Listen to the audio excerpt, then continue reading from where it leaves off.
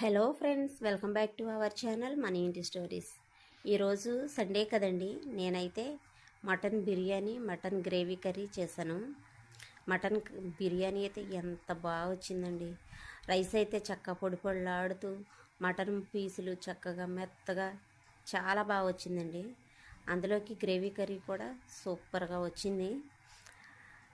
అస్సలు ఈ మటన్ బిర్యానీ పెట్టుకొని గ్రేవీ కర్రీ వేసుకొని అందులో నిమ్మబద్ద పిండి ఒక్కో ముద్ద కలుపుకుంటూ నోట్లో పెట్టుకొని ఆనియన్ ముక్క నోట్లో పెట్టుకొని అలా తింటూ ఉంటుంటే మైండ్ బ్లోయింగ్ అండి, అంత బాగుంది.